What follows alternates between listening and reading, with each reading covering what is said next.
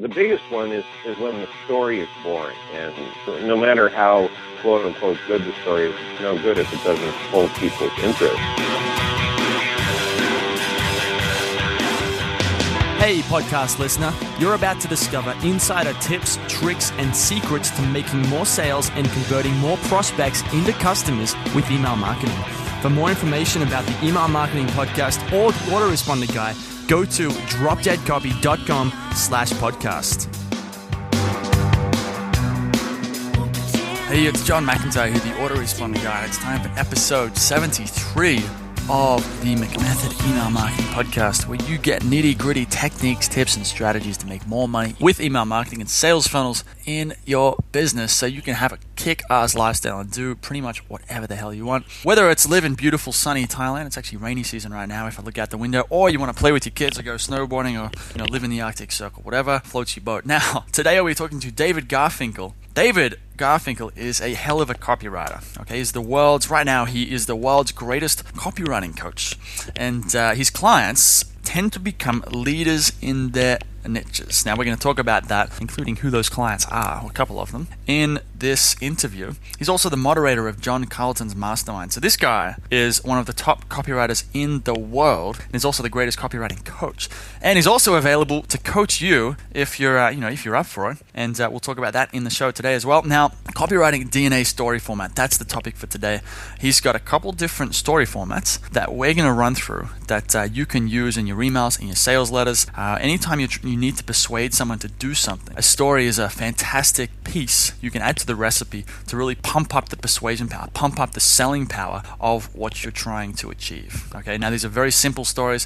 You'll recognize them, but what's great about David is that he breaks it down and makes it quite simple to execute on, to take his storytelling format or the copywriting DNA story format and take that and come up with your own story that's going to work with it. Okay, he's a great teacher, which is why he's the world's greatest copywriting coach. Now, to get the show notes for this episode of the Email Marketing Podcast, go to themcmethod.com/73. Now, this week's McMaster's Insight of the Week is, I mentioned this everywhere, inside McMaster's, on the blog, on the podcast, is this: handwriting sales letters. Okay, that's taking old school sales letter and old school ad, those long form direct response ads you might see in the newspaper, taking a pen and paper and sitting down and literally writing it out by hand. I did this for about 1 hour a day for, I'd say, I think it must have been 6 months. And I got through, I think it was at least 100 sales letters because I tracked it in a spreadsheet. Now that, I really credit that time, which was, I haven't been doing it lately, but I credit that period, which was probably about a year or two ago, with really giving me the sort of copywriting chops and the marketing knowledge that I have today. It built a really solid foundation. And whenever someone asks me how can they become a great copywriter, the first thing I suggest they do is to go and do that. And really, you're just studying old school pieces of copywriting, because sales and persuasion doesn't really change. Psychology doesn't change much. So you go and study that, and even if you're not writing long form sales letters for your business, or working with working as a freelancer with clients or anything like that, you're still going to develop an incredibly deep understanding of what you've got to do to persuade someone to do something. Okay. Now, so we talk about the McMasters. If you want to learn more about sort of handwriting sales letters or find a good product that's going to help you do it, I recommend Copy Hour, which is what I did. It's by a friend of mine, Derek Johansson. If you go to Google and search for McMethod 2 Simple Steps, you'll find an article that I've written called 2 Simple Steps to Becoming a Freelance Copywriter. That's where I break down sort of my journey and what's worked for me. And also, there's a link to Copy Hour, which you can click on and go sign up to that and get started with handwriting sales letters. That's it from the McMaster's Insight of the Week. If McMaster's is my private training community, there is a forum. There are several products inside that forum. We have monthly training webinars. We call them the McMaster's Roundtable. And it's just a great, cool place where it's about getting better at email marketing and sales funnels and paid traffic and split testing and all that stuff. Basically, helping you make more money in your business. It's a very simple value proposition. Okay, now if you want to learn more about that, go to themcmethod.com/McMasters, or just go to themcmethod.com, and in the top menu, there is a link to the sales page. Now that's it on that. Let's talk about one review this week from Enoch Sears. Enoch's a subscriber actually on my list. He's been getting some great results with consulting, and he's just an all-round great guy. So he's got a review here. 5 stars. Not just about email. Anyone interested in making more money or running a real business would do well to listen to John's interviews. Hopefully your competitor isn't listening. He's nabbed the best and brightest on and offline marketers for his show, and he manages to squeeze valuable insights from them again and again. Well done, done, John. Keep up the great work. This show is my current favorite. Enoch, thank you for the review, and I'm honored to be your current favorite podcast to listen to. And keep sending me emails. I like it. I like getting emails from you, brother. Now, if you want to leave a review, you can do so in iTunes. Follow the clunky interface, search for the McMethod Email Marketing Podcast, and you'll find a place to leave a review. Now, that's it from me for now. Let's get into this interview and talk to David Garfinkel. It's John McIntyre here, the autoresponder guy. I'm here with David Garfinkel. Now, David is one of the world's greatest, or he is the world's greatest copywriting coach, and many of his clients have become leaders in different niches. Now, one example that I like is Chris Haddad. He's the guy that did Text Your Ex Back, which was a huge dating product, or is a huge dating product on ClickBank. The whole idea is you use a few text messages and you get your ex-girlfriend back. And David's also the moderator of John Carlton's mastermind now. So he's helping out with John Carlton and sort of making sure that is a huge win for everyone involved. David, how are you going?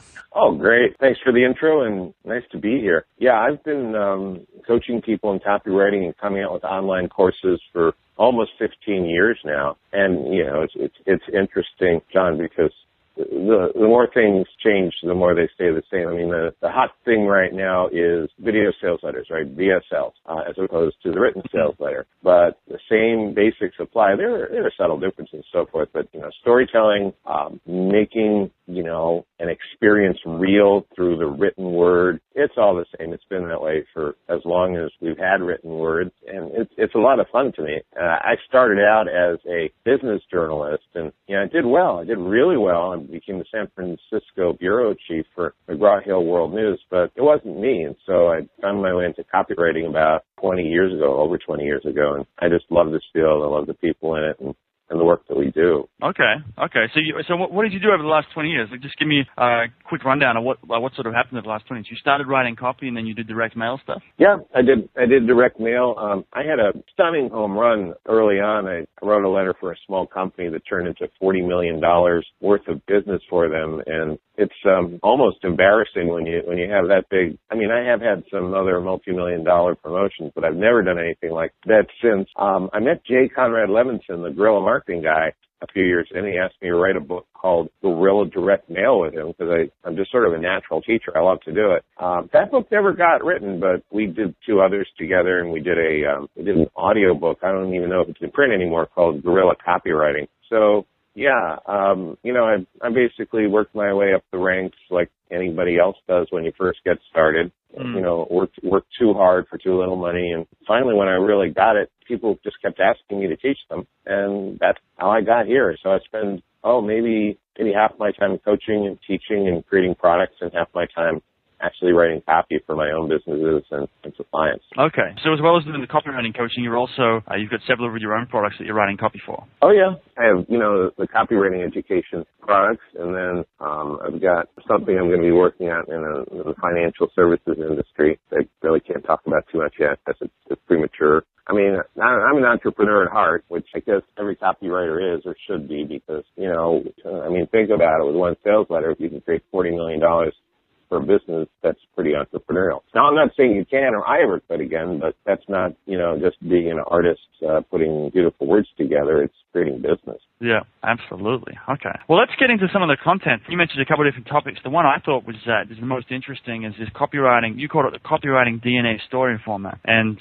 one thing I talk about a lot on this podcast was the other guests is just the power of stories, because it blew me away. Before I sort of got the hang of storytelling and how persuasive it was, I didn't really get it. But then after the fact, when you get good at it, you see how, with a good story, you can make, I've done it with friends at bars or parties and things like that. With a good story, you can make anyone almost believe anything. So I love talking about stories, and that's why I thought we'd go down this line. So tell me about this copywriting DNA story format. Sure. I've got 7 of them. I'll share 3 of them with you now.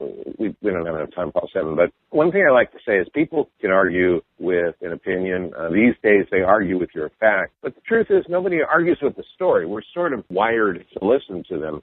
There are some theories, which I buy into, that stories were the original way the human race survived. Before we had writing, we would convey wisdom about that saber-toothed tiger in the woods and how you need to keep yourself safe, when you're out there. And stories that are metaphors. So stories, I think, are how wisdom has been passed down, and somehow neurologically we're wired to be entertained by stories. I know I certainly am. I love a good story. I love to, watch good shows on TV, good movies, and a good storytelling. What I did when I got serious about teaching people copy is to start to go through lots of ads, sales letters, and other promotions to find out what were the common elements, and found several themes that I call copywriting DNA. So you want me to just share a few of them with you now? Yeah, let's get stuck into it. Let's do it. All right. Well, the first one is what I call from humiliating defeat to triumphant victory. And, this is one of the most universal stories. You can see that in a movie. You can see it in stories in the Bible. You can see it in great legends. You can see it in the theme of a fairy tale. That's not a coincidence, because these are themes of stories that inspire people. And when you use this in your copy, we're almost programmed, in a way, you could say, to listen for a story, to start rooting for this underdog hero. I mean, I'm sure you've experienced that at a movie when, a guy's down in his luck and he's trying so hard and he deserves to succeed, and he just gets, beaten back at every turn. Let me tell you a story that is actually one of the best copy stories in all of history. And it starts, almost 100 years ago in Coney Island in Brooklyn, New York. It's summertime, the sun is hot, and you're at the beach, and you can feel the sand beneath your feet. The breeze is cool, but your feet are hot. You can smell the hot dogs in the air and smell all the food. Waves are rolling in. You get the picture. It's a beach in the summer, and off in the distance, you see this young man lying on the beach on a beach towel, and there's a nice girl next to him. This is a skinny guy, and he's with his girlfriend. And suddenly this big hulk of a bully comes up to him and kicks sand in his face. And he shudders, and his girlfriend says to him, well, what are you going to do about it? And he says nothing and shrugs his shoulders. He's looking at this bully. The bully laughs at him, insults him, and walks off. Well, his girlfriend leaves, and she doesn't want to be around a guy who's not going to protect her, right? So you flash forward a year. It's the same beach and the same people, except now this guy is pretty bulked up. So the bully comes up to him and says, there's that little squirt again, and he kicks him. The same guy gets up, and he beats the living crap out of the bully. His girlfriend is all over him. She's so excited. You can imagine what happens next with them. And I'm going to stop the story here, but let me ask you something. Do you recognize that story? Oh, yeah. Can you place it? Do you know what it is? How can I place it? That's from I remember that being that's from a sales letter. No, it's actually a comic strip. It's probably also found its way into a sales letter. A copywriter named Charles Roman wrote it, Manhattan, New York copywriter. He wrote it about an Italian immigrant who was from Acre in Calabria, and the immigrant's name was Angelo Siciliano, but he changed his name to Charles Atlas when he came to the U.S. And the name of the comic strip was The Insult That Made a Man Out of Mac, From Humiliation to Victory. And it's for a muscle building course called the Charles Atlas Dynamic Tension Course. And that I haven't checked like this year, but as of a couple years ago, it had been running solid in certain magazines as a comic strip for 70 to 80 years selling. So, you can see the elements of the story there. Here's this guy. He was humiliated, and then he was hurt after he was humiliated by his girlfriend, just walking away, this guy laughing at him. He decides to do something about it, and he goes from, that humiliation initially to a triumphant victory when he beats the guy up a year later when he tries to bully him again.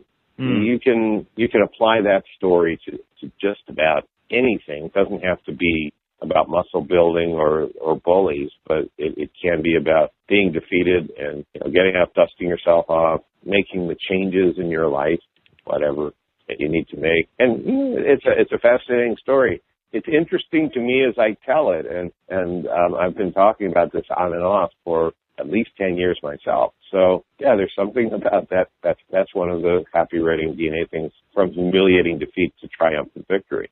Okay? Okay.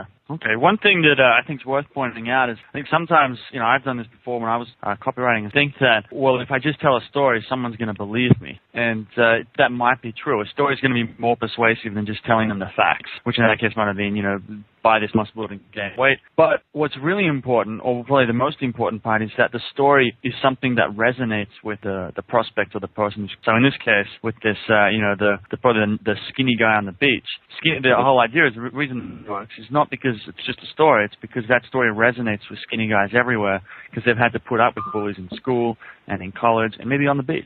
Oh, yeah. Very good point. Yeah, a story is much more believable when you can identify with the hero, and that is one of the great secrets about making a story work. And that's why I always advise writers to start with a true story and report it as fact. Now, you don't have to end up with that same story, but if you don't have a lot of experience constructing stories, you may not be able to pull something out of whole cloth. On the other hand, if you start with a true story, you have the basics and the facts there, then you obviously want to trim it down, start as late as possible, and, just have the interesting, exciting details. And you can change facts if you don't want to. Obviously, you got to be careful with copywriting, especially if the story's a claim about a product and how it works. And boy, that's a long conversation, but essentially if you're promising a certain kind of performance about a product, you'd better be able to back it up. But there are other kinds, that story, obviously no one's going to think, well, if I do the dynamic tension system, I'm going to be able to beat bullies up. That's different, right? It's not like the guy said, well, I gained 3 inches of muscle in my biceps and my cholesterol level went. I mean, that's different when you start to make real specific claims. But I'm sorry if I'm going off on a tangent, but I wanted to make that point. No, it's a great point. I think the interesting part, though, is that I think with a good story that really, you don't necessarily even need for it to be persuasive. So that you can, like a vague claim about beating up bullies, and no one's really going to go out and beat up bullies if they get, big and ripped. That's not the point. But because that resonates, it's still very, very powerful. Yeah, and that's one thing stories do. When you have very specific, believable events in them, people will generalize. They will take that one story and they'll say, okay, well, I don't really have to worry about beating up bullies, but I want to look good at the beach, or I want to look good at the club, or I want to have more energy, or I want my girlfriend to stop bugging me about, letting my muscles tone go, or whatever. People will fill in blanks, but if you have a very general story with nothing specific, it's not very believable. So, if you started talking about this in terms of, well, some people aren't in as good shape as they could be, and if you are like that and, you could do it, I mean, first of all, it's boring, it's idiotic. I mean, hopefully no one will do that, but you see the difference between that, and I took you to a time, a place, I put you on this beach where, you could feel the sand and smell the hot dogs. It seemed very real because of those real details.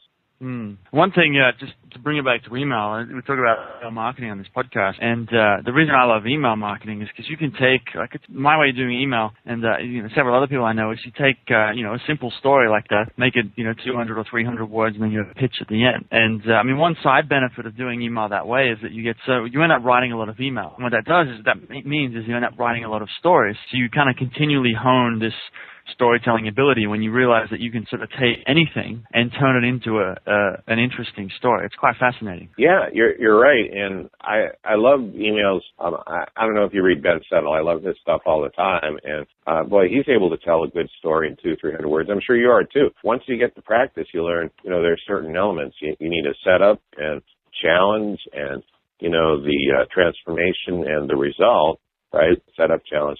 So you can do that in 200 or 300 words. If you're sort of wordy, then you may need a little practice, but that's entirely possible to do. It's not really hard once you get the hang of it. Let's talk about, you said you had 3 stories, or storytelling format. So what's storytelling format number 2? Okay. This one's called Turn Trash into Cash. Okay? Turn Trash into Cash. So, obviously there's a real story there. It's a major online business, eBay, and the CEO of eBay later ran for the governor of California. Now I think she's in charge of another Silicon Valley company, Hewlett-Packard. And I've seen this a lot. When I was a kid, I used to see these ads for coins. I used to be a coin collector, and they said, if you have a 1945D nickel, it's worth blah, blah, blah. And so people go through their coins. they used to run these ads in Popular Science about worm farms, and they would tell this story about how you could take earthworms and breed them and then sell them. Well, the first two parts were true. It wasn't quite so easy. There's no one who wanted to buy your worms, But it was a good story. It got me to send away for it. And actually, one of my subscribers on my World Copywriting newsletter wrote to me, told me that he'd been into that too. And in fact, President Jimmy Carter's brother was selling this little ebook, or it wasn't an ebook at the time. It was like 50 years ago, but this little manual on how to sell earthworms. So this is almost the fable of not fable so much as the archetype of the alchemist that turns lead into gold. But it is a very appealing human story, and you can probably think of examples yourself where people. So this is this mainly for if you're selling like a sort of a business, or can you use this anywhere? I think you could use it anywhere. You might be selling a book to women who are trying to save money, and they have clothes that are out of fashion, and here are a few patterns that you can use to make your clothes look like new.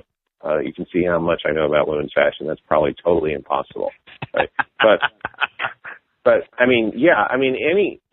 this is really the story of adding value, right? It's what we do as entrepreneurs. So you can apply it to just about anything. And of course, people who can do this, if you're trying to tell a story about a guy who came in and turned around a company that was dead or bankrupt, that's sort of the same thing too, right? Turning trash into cash. So it fits in a lot of different contexts. Yeah, these are not narrow purpose stories. These are the kinds of stories that are sort of universal, and I found were showing up over and over again in copywriting. Right, so that's the whole idea of like the copywriting DNA. So you can take a story like this and use it anywhere. What do you think about? I think it was Kurt Vonnegut who's got a lot of people have talked about it. Kurt Vonnegut, no idea if I'm saying his name wrong. Vonnegut, storytelling archetype. Yeah, Kurt Vonnegut. So he's got, I remember reading, it was on a format through like the 7 different types of stories. So this was similar to what we're going through here. Is that to your stories, or is that a different thing? I'm not familiar with him. I really enjoyed his novels, but I've never seen that. But they may be different. You'd have to tell me what they are, because I don't honestly know. There are people that say there are only 4 plots or 20 plots, or stories. So, okay, this might be a better answer for you. Stories are about change. Stories are about somebody who wants something or needs something or is afraid of something, and they cannot go on in their life the way they are. And so something happens to them, or they make a decision, or they go on a journey to make some kind of transformation, some change, and then they end up better. Or if it's a really tragic story, and we probably wouldn't use this, except maybe if we were talking about a competitor's product, we probably wouldn't use this in copywriting. It's a tragedy. They may turn out worse, or they may die. So you could do that. Sure you could. You could use a tragedy story for, showing what would happen if someone didn't use the product. Oh, there you go. Yeah, that would probably be much safer than inviting a lawsuit from one of your competitors. Yep. You could insinuate that. That's true. Exactly. So yeah. I got a third one if you want. Let's do it. I don't know if this would be in Kurt Vonnegut's list, but it works great in marketing and advertising. The name of this DNA structure is "You worked hard and you deserve a reward." And we even, so I guess you've been in Australia and Thailand. In America for a while, McDonald's had a TV commercial that said, "You deserve a break today." Right? Same thing, right? Why do you deserve a break? Because you worked hard and you deserve a reward. You can go mess up your blood sugar at McDonald's. So again, this is sort of in the past, in the 80s, which is about 30 years ago.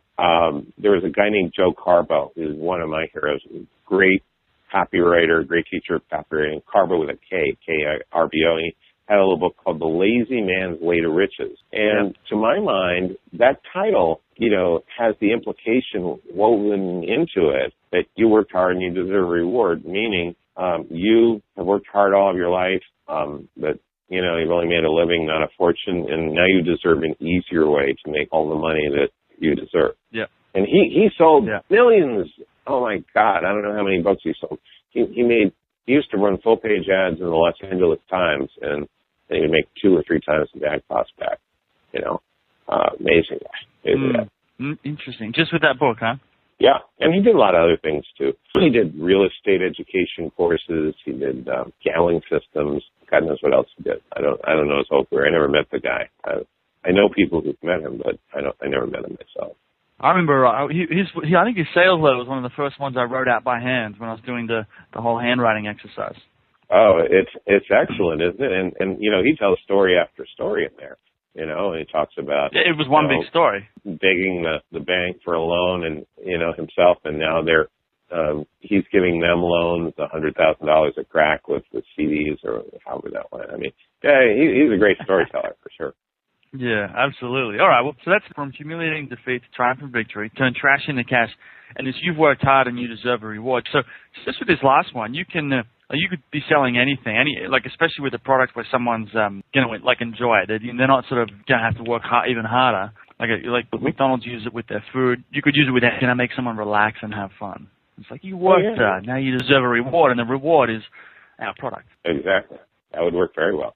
Okay. So what about one thing I thought would be interesting to ask you before we wrap it up was, I know you've got a number of coaching clients, and you've probably seen good things and bad things when working with people one-on-one like that. I'm curious, mistakes do you see people make when it comes to storytelling? That's a good question. People make a lot of mistakes. I mean, the biggest is when the story is boring, and no matter how quote-unquote good the story is, it's no good if it doesn't hold people's interest. A lot of times people don't include dialogue. In stories, there should be people talking to each other. There should be people interacting. Stories are about people, not about products and technology, And so stories lacking human drama are often boring. I think the other problem is often stories are too long. People in the beginning tend to put too many details in it, which is good, but when you put too many details in it, you're not done yet. In fact, I love this phrase from Joe Carbo. He talked about the RCA principle. You remember that? You build the best radio you can, and then you take out as many parts and see if it's still working. And when you get down to the minimum number of parts, that's what you sell. That's a great way to put it. Yeah. Same thing with a story or with an email, right? With anything. I mean, you write it out as long as it needs to be, and then you see whatever you can cut. How can I substitute a shorter sentence? How can I substitute a one-syllable word for a two-syllable word? How can I make this flow better? So I guess one problem is thinking that because you're a smart person and, you're successful, you can get everything done in one take. You can get everything done in one time, not going back and editing and really, looking at it in what we call the cold light of day, actually taking some time to refine it, to take it to the next level, to really give it that craftsmanship that it needs. Yeah. Okay. So really just take a bit more time to sort of, obviously it's got to be interesting, so make sure it's about people. And then really take that reminds me of, that's such a classic just writing tip of writing, which is basically remove, if you can say something with less words, then say it with less words. Mm-hmm. Yeah, absolutely. Agreed. Okay. Well, let's wrap it up right here. Before we go there, we talked about, you mentioned your coaching program, and you also have a book on Amazon. So let's talk about that. Sure. Well, my coaching program is for somebody who, I think probably my best clients these days are people who have their own businesses. They understand the power of copywriting and direct response, stories, of video, of scripts, of emails, and they'd like to get better at it. I have one client right now as a $7 million software company, and he's been writing copy for 20 years, and he's good. I mean, he's built the company off of his copy, but he's finding that, a fresh set of eyes and someone who's worked with a lot of business owners like me can help him take things to the next level. I also work with copywriters who really want to be the best. Chris Haddad, a.k.a. Michael Fiore, is a great example. Chris is just unstoppable. He's very driven guy, very successful, and as you said, top-selling ClickBank products. So those are the two types of, and I have a number of other people who become really successful freelance copywriters. In Chris's case, he was a freelance copywriter. Now he's become a business owner. So I guess that bridges both categories. So yeah, that's what I do. It's a year-long program. It'll be the hardest course you've ever taken in your life, because I push people, and learning to write copy was harder than anything I'd ever done too. And gosh, it's worth it. I'll give you a URL. It's garfinkelcoaching.com, GarfinkelCoaching.com. And there's some information if someone's interested in that. Also, I do sales letter critiques. I've worked for many top people. Some of them would not like me to use their names, but trust me, I have. And so there's information about the critiques on that page too. And the other thing is I have an Amazon bestseller out called Breakthrough Copywriting. It's available only as a Kindle right now. My publisher asked me if we can release it as a hardcover, or not, maybe a softcover, as a print book. And that's not going to be available for several months, but you can get it on Amazon right now. I just type in Breakthrough Copywriting or David Garfinkel Breakthrough Copywriting. And as Amazon says, you can be reading it in less than a minute. There's that. Cool. Okay. Well, I'll link those for the coaching and the Amazon book, Breakthrough Copywriting, on the website at themcmethod.com, so people can get the show notes there and get the link. Yeah. Well, thank you, David. Thank you. I really appreciate you coming on and talking about storytelling. You're welcome. My pleasure. Nice to talk with you now. Hey everybody, thanks for listening. If you want to discover more insider tips, tricks, and secrets about driving sales with email marketing, sign up for daily email tips from the autoresponder guy. Go to dropdeadcopy.com/podcast. Sign up, confirm your email address, and I'll send you daily emails on how to improve your email marketing and make more sales via email. You'll find out why open rates don't matter, and the 7-letter word that underlies all effective marketing, and much more.